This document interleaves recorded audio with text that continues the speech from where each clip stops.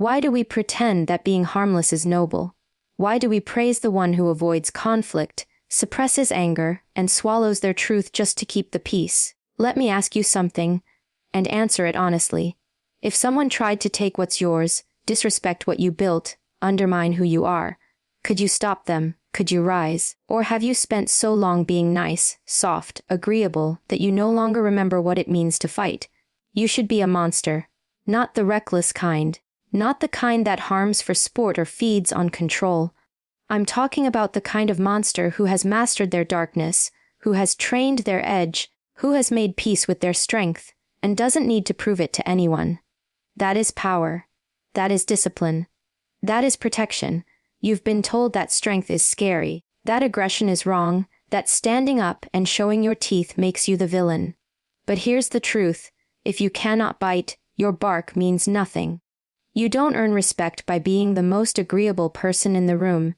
You earn respect when people know you have the capability to destroy and still choose discipline, still choose integrity, still choose to hold the line.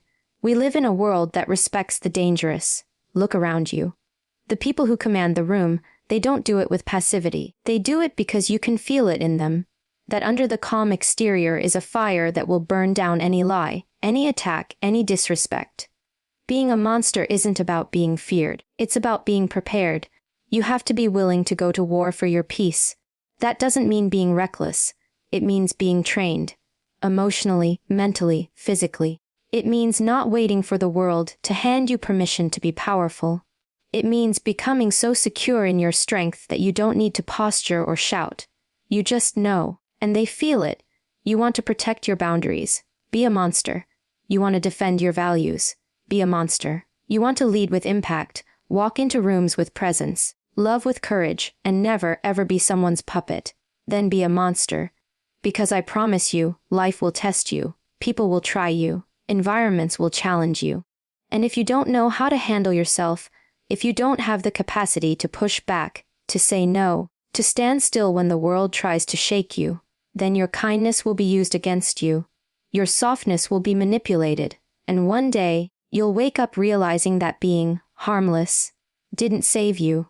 It buried you. Why do we keep teaching people, especially women, that being harmless is a virtue? That if you're quiet enough, sweet enough, soft enough, people will love you, protect you, respect you. It's a lie. One of the most dangerous lies we're fed from the moment we're taught to say yes when we want to say no, to smile when we feel anger boiling inside, to keep the peace at all costs, even when that cost is ourselves. Harmless is not noble. Harmless is not kind. Harmless is not safe. Harmless is powerless. When you walk through life trying to be non-threatening, always agreeable, constantly seeking approval, what you're really doing is telling the world, I won't fight back. I won't resist. I'll let you have your way with me. And people, some of them, will hear that loud and clear. They'll test your limits. They'll push your boundaries. They'll see your silence as permission and your passivity as weakness. That's not because you deserve it. It's because that's what predators do. They don't go after the strongest in the pack. They go after the ones who look like they won't put up a fight. So stop pretending that playing small keeps you safe. Stop believing that being harmless will somehow earn you honor. It doesn't. It makes you forgettable, replaceable, exploitable. You think your kindness is protecting you. But if you don't have strength behind it, it's just a mask, a nice performance, and the world is full of people who love to watch kind souls burn themselves out trying to be accepted. The truth is, real kindness, true goodness, requires power, the power to say no, the power to walk away, the power to stand up. You can't offer safety to anyone if you can't even keep yourself safe. You can't lead with heart if your spine collapses every time you're challenged. You want to be good. Then get strong. Learn to fight. Learn to stand your ground. Because until then, you're not being noble. You're just being unarmed in a world that respects armor. Power without control is destruction. But control without power is illusion. You can't have one without the other. People think being powerful means being loud, aggressive, always dominating. No, it's the opposite. The real danger walks in quietly. It doesn't need to announce itself. You feel it. Because true power isn't what you show. It's what you could do and choose not to. It's the choice, the restraint, that separates the predator from the protector. See, when you have the ability to destroy, to hurt, to intimidate, and you don't use it out of wisdom, that's real power. Not everyone can hold that kind of responsibility. Most people either let their aggression spill out recklessly or bury it so deep they forget they even have it. But you need both. The edge and the discipline. The force and the filter. Because life will challenge you, and if you've never developed the ability to push back, to fight when necessary, you will get walked over. But if you've never learned how to control your fire, you'll become a threat to yourself and everyone around you. It's not about being feared. It's about being capable. It's about carrying so much command over yourself that people don't even want to test you. Not because you're scary, but because they know you're sharp, precise, measured. You don't swing wildly. You strike with intention, and only when it matters. That's what being a monster really means. Not being chaotic or cruel, but being equipped. Having capacity for force but being guided by principles. Knowing you could burn everything down if you had to, but choosing to build instead. And that choice is only real when destruction is truly an option. Power with control is rare. But when you earn it, when you live it, you stop reacting and start responding. You stop defending your worth and start commanding space. And that is when you become untouchable. Respect is not given to those who shrink themselves to be liked. It's not handed out to the one who stays silent to avoid tension or says yes to be accepted. Respect is earned through capability.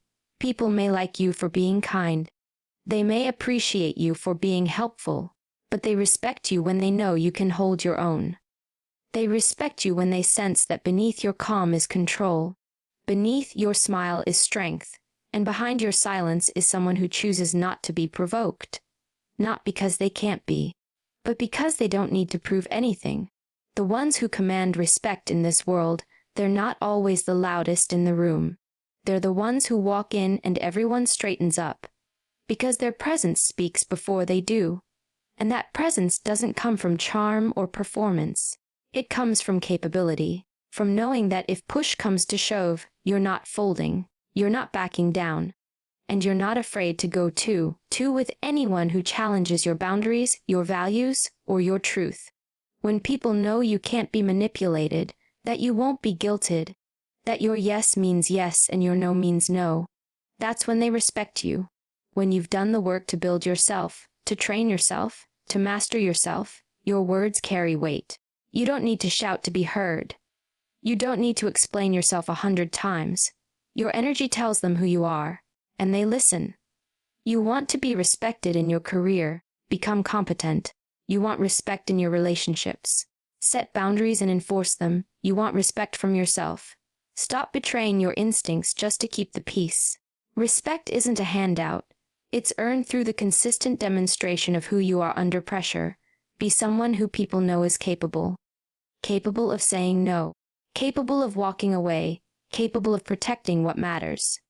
Because when people sense your capability, they don't try to cross the line. They learn to meet you at the line you've drawn. We all have a dark side. Every single one of us. But most people are too afraid to even look at it. They bury it. They suppress it. They pretend it doesn't exist because they think acknowledging it makes them bad. It doesn't.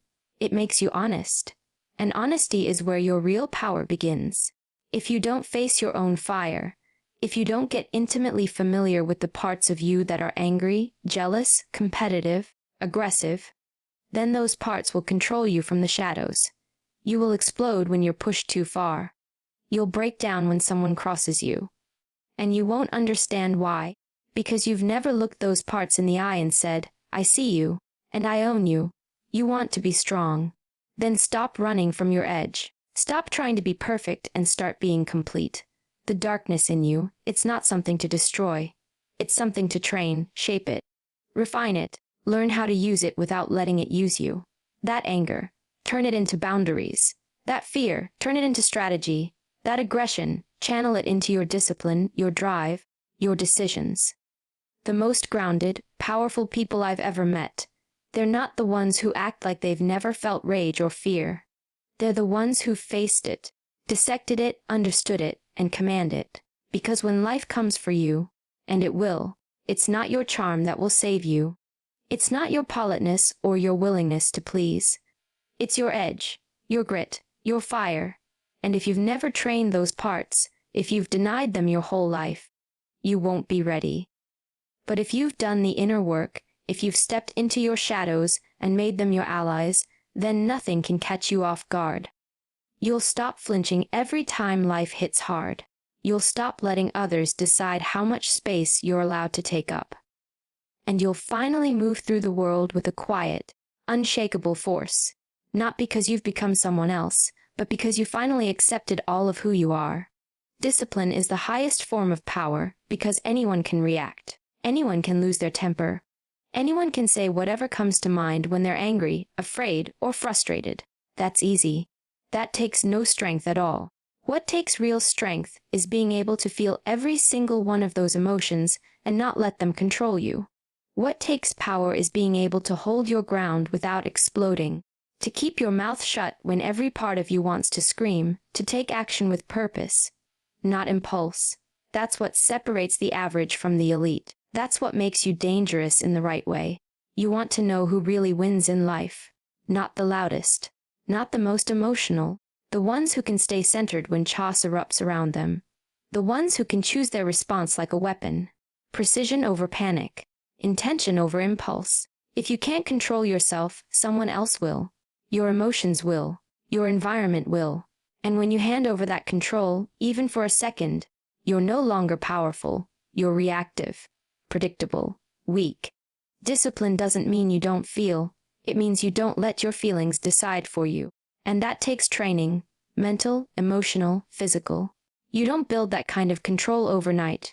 You earn it every day, by holding the line when no one's watching, by doing what needs to be done even when you don't feel like it, by keeping your commitments to yourself when it would be easier to cave. That's how trust is built within. That's how you become someone people look to, not someone they look past. And let me be clear, discipline doesn't strip you of your humanity. It amplifies it. Because once you're no longer ruled by your own chaos, you're finally free to lead with strength. Not just in crisis, but in your relationships, your goals, your life. You stop being the storm and start being the calm inside the storm. That's power. That's what makes you unshakable. Not because you don't have fire, but because you know exactly how to use it. Kindness without strength is a liability. You think your goodness will protect you. You think if you're helpful enough, accommodating enough, forgiving enough, people will treat you with the same grace. But what you don't realize is that the world doesn't always respond to kindness with kindness. Sometimes it responds with entitlement. Sometimes it responds with manipulation. And if you're not strong enough to recognize that, to push back, to say, no, not here, not me, your kindness will become the very thing gets you used, walked over, and discarded.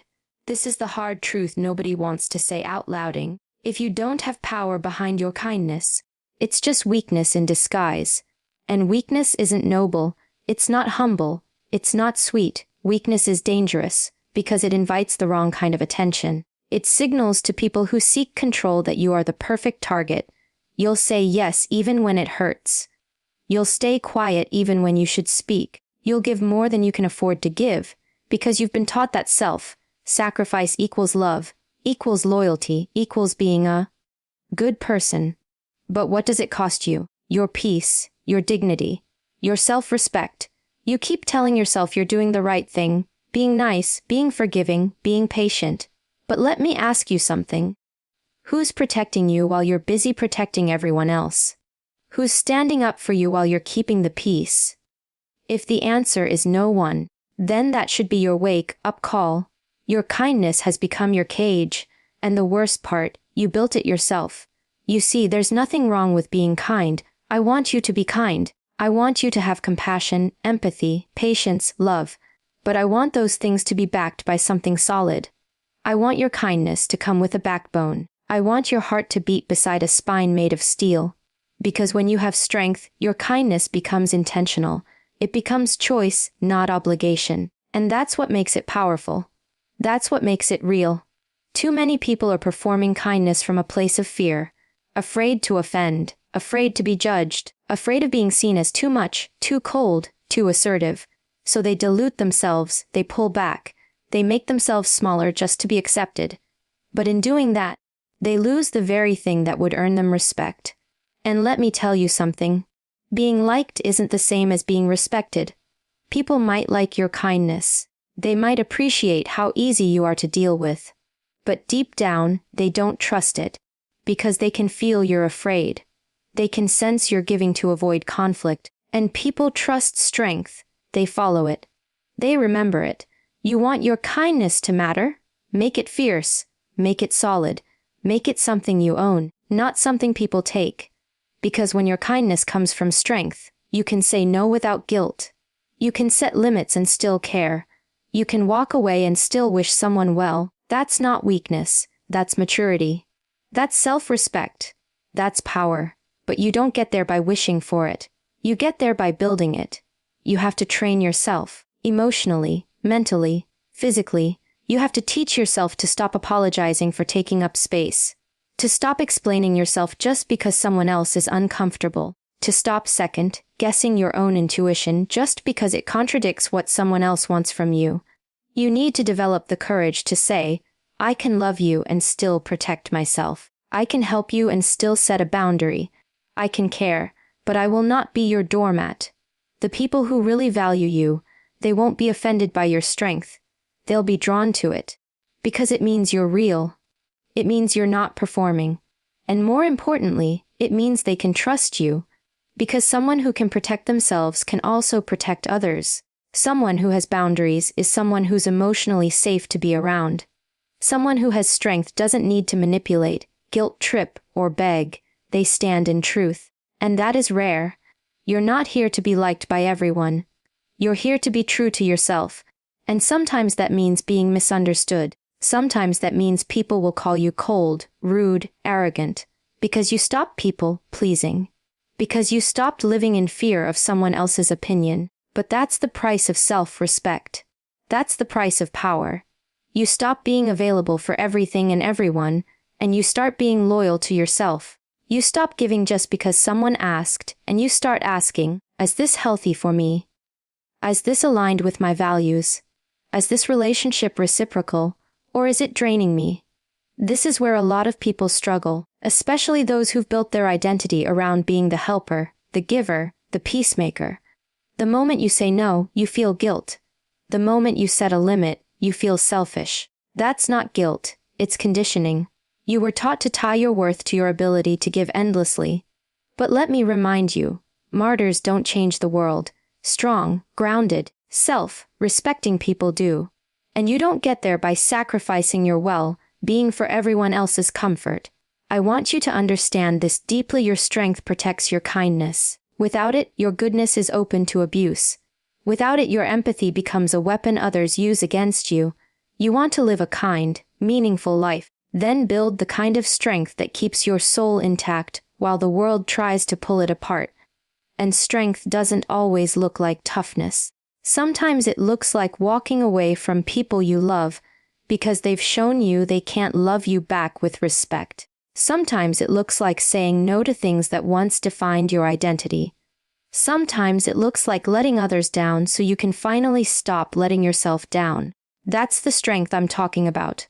The kind that's quiet, steady, rooted. The kind that doesn't need to scream to be felt. You don't need to stop being kind, but you do need to stop being weak. Because if you don't develop the power to protect what's good in you, the world will eat it alive. And you'll be left wondering why you're always exhausted, always disappointed, always wondering if you're enough. You are enough, but your goodness alone isn't enough to carry you. It needs to be armed, guarded, supported, and that requires inner muscle. So train your mind, strengthen your voice, know your limits, say no without explaining, say yes without guilt. Be the kind of person whose heart is big, but whose boundaries are bigger. Then watch what happens. Watch how people treat you differently. Watch how your energy shifts. Watch how you start attracting people who respect you, not because you give endlessly, but because you stand firmly. Your kindness isn't the problem. It's the lack of strength holding it up. Fix that, and you'll never have to choose between being good and being powerful again. You'll be both. And when you're both, You become unstoppable. Confidence doesn't just show up one day because you read the right book or someone finally told you you're good enough. It's not given. It's built. It's forged through preparation, through showing up for yourself again and again when no one is clapping for you. When no one is watching, that kind of confidence, the real kind, comes from doing the work, quietly, consistently, especially when it's hard, especially when it's uncomfortable, because every time you push through resistance, every time you master a skill, every time you do something you once thought you couldn't, you start to believe in yourself on a level that doesn't need external validation. You don't need to scream, "I'm confident," when you've trained for it. You carry it. People can see it in how you walk, how you speak, how you hold eye contact without flinching. And let me tell you something. People feel when you're prepared. You don't have to announce your worth. You are your worth. You've earned it, and it lives in your presence. That's not arrogance. That's ownership. That's competence. And it doesn't come from pretending to be powerful. It comes from knowing, deep in your bones, that you've put in the reps. You don't get confidence from reading about courage. You get it from doing things that scare you, from showing up even when you doubt yourself, from building discipline when nobody's holding you accountable but you. It's getting up early and training. It's setting boundaries and sticking to them.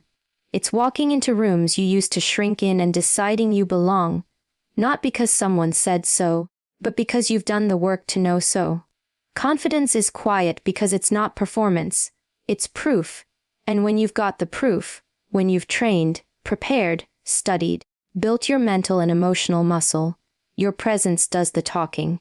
You don't have to over-explain. You don't have to overcompensate. You don't have to seek approval from people who haven't walked a mile in your shoes. You move through life knowing that you can handle what comes, that you're ready, not because everything's perfect, but because you're prepared. And let's be clear, confidence is not the absence of fear. It's the decision to act anyway, because you trust yourself. You've been in uncomfortable rooms before. You've had hard conversations. You've faced rejection, and you didn't break. That's what gives you presence. That's what gives you calm. Not that you've never failed, but that you know failure doesn't define you. That's what makes you magnetic. That's what makes people listen when you speak. They can feel that you're not bluffing.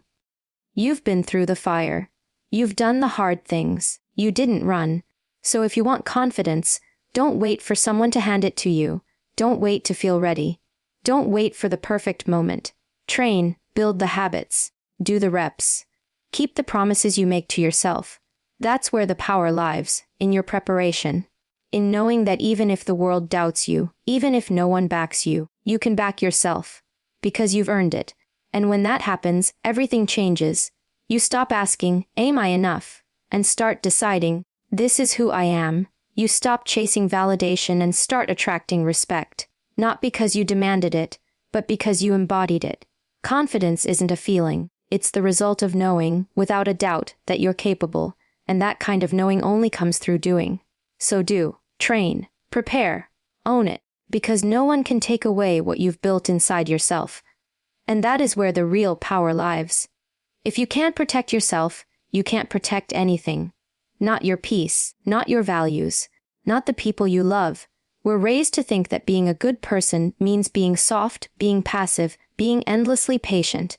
But life doesn't reward passivity. Life rewards those who are capable, those who are ready, those who can say, "I see the threat, and I can meet it." Head on. It's not about being aggressive. It's about being prepared. Being dangerous in the right way. You think being nice is enough. That if you treat people well, they'll treat you well in return. That's a beautiful idea. And yes, many people will. But not all. Some people will test you. Some people will take. Some will lie, manipulate, push your limits, not because they hate you, but because they can. And if you're not capable of standing your ground, of defending your space, of making it known that you're not someone to be handled, you will get handled. This doesn't mean you walk around trying to intimidate people. That's not power. That's insecurity. True power is quiet. It's felt in your presence. And that presence is built by being someone who is trained, alert, and unafraid. When you've put in the work, Mentally, physically, emotionally, you stop asking for safety from the world. You become your own safety. That's what makes you unshakable. You want to protect your peace. Then you better learn how to defend your time, your energy, your emotions. That means boundaries. That means having the spine to say no even when it makes others uncomfortable. That means being able to walk away from what doesn't serve you. Not because you don't care, but because you do. Because you care about yourself enough to not abandon yourself for anyone. When you can defend yourself, you don't need to beg for respect. You command it, through your posture, through your tone, through your certainty. That doesn't come from pretending to be strong. That comes from becoming strong. Strength is built. It's not something you're born with. It's something you earn. And you earn it by facing hard things. By putting yourself in situations that stretch you. By refusing to hide behind comfort. There will be moments when fire is not your enemy. It's your responsibility. That edge inside you, that intensity you try to tame, that force you keep buried to make other people comfortable. That's not something you should be ashamed of. That's power. But like any powerful thing, it can either destroy you or drive you. And if you don't learn how to own it, shape it, and use it with precision, it will leak out in ways you can't control. That's what happens when you suppress your fire. You don't get rid of it, you just make yourself a slave to it. It runs you instead of you running it. You want to live with strength, then stop apologizing for being intense. Stop apologizing for having high standards. Stop apologizing for the fire in your voice when you speak your truth. You weren't meant to live dulled down. But you were meant to use that fire with intention. That's the difference between someone who's dangerous in the wrong way and someone who's dangerous in the right way. One burns everything down out of impulse. The other builds with the same flame, because they've trained their hands. That fire, that urgency, that drive, that instinct to speak up or to fight for what's right, that's your weapon. But a weapon is only as powerful as the one who controls it. If you're ruled by emotion, if you're reactive, if you explode every time you feel threatened, you're not powerful. You're unpredictable. And unpredictable people don't earn trust. They don't command respect. They get avoided. But if you can discipline your fire, then you become someone people pay attention to. You become someone people follow, because they know when you speak, when you move, when you act, it's not drama. It's not chaos. It's purpose. You don't need to be less fiery. You need to be more skilled at directing that fire.